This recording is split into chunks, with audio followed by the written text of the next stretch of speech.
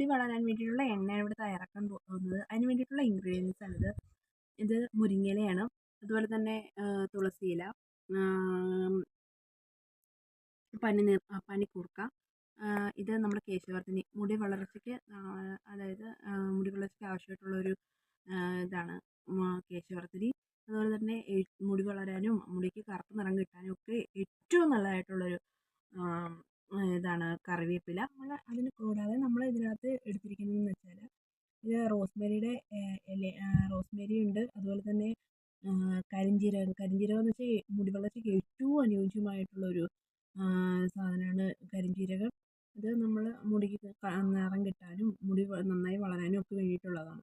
അതുപോലെ തന്നെ നമ്മൾ ഉലുവയെന്ന് വെച്ചാൽ മുടി വളരാനും തലയിലെ താരൻ പോകാനും അതുപോലെ തന്നെ മുടി അതായത് നല്ല തലയിൽ നല്ല തണുപ്പ് കിട്ടാൻ വേണ്ടിയിട്ടൊക്കെ ഉപയോഗിക്കുന്ന ഒരു സാധനമാണ് ഉലുവ. നമുക്ക് എടുത്തു വെച്ചിരിക്കുന്ന കരിഞ്ജീരകവും ഉലുവയും അതുപോലെ റോസ്മേരിയും കൂടി നമുക്ക് 2 മണിക്കൂർ കുതിരാനായിട്ട് നമുക്ക് അടുത്തായി നമ്മളിവിടെ എടുത്തിരിക്കുന്നത് ആര്യവേപ്പിൻ്റെ ഇലയാണ്. വേപ്പിലയെന്ന് മുടി വളർച്ചയ്ക്കും അതുപോലെ തന്നെ താരനൊക്കെ പോകാൻ വേണ്ടിയിട്ട് നല്ല ഒരു ഇൻഗ്രീഡിയൻസ് ആണ് വേപ്പില.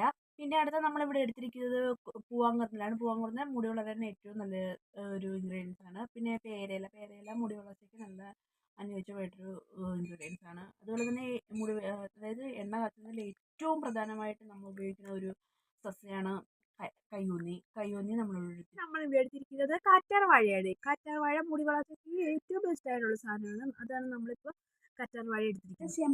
ചെമ്പരത്തിപ്പൂ നമുക്ക് മുടി വളർച്ചയ്ക്ക് ഏറ്റവും നല്ലതാണ്. നമുക്ക് എണ്ണ ഉപയോഗിക്കാനായിട്ട് നമുക്കിവിടെ ചെമ്പരത്തിപ്പൂ നമ്മളിവിടെ യൂസ് ചെയ്യും. ഇലകൾ നമുക്ക് ഇട്ട് കൊടുക്കാം.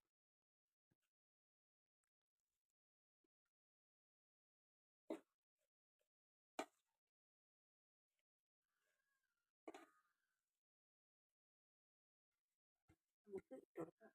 ഒട്ടും വെള്ളം ചേർക്കാനാണ് അരച്ചെടുക്കാൻ. കറ്റാർവാഴ കൂടെ ഇട്ട് കൊടുക്കുക.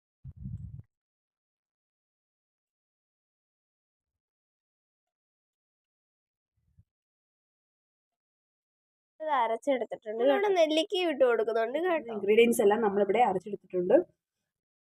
ഇത് നമുക്ക് ഇനി മാറ്റി വെക്കാം. വേറെ ചീനിച്ചട്ടിയിലോട്ട് വെളിച്ചെണ്ണ നമ്മൾ ഒഴിച്ചു കൊടുത്തിട്ടുണ്ട് കേട്ടോ. നമുക്കിതൊന്ന് മിക്സ് ചെയ്ത് കൊടുക്കാം.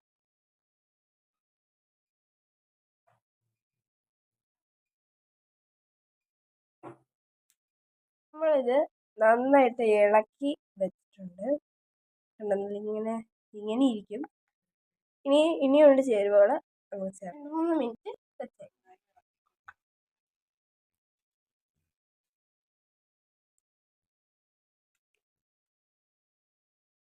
ചെറിയ തീരെ ഇളക്കി കൊടുത്താൽ മതി, ഒരുപാട് തീയാൻ പാടില്ല.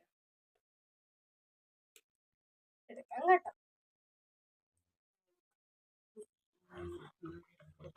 കുറച്ച്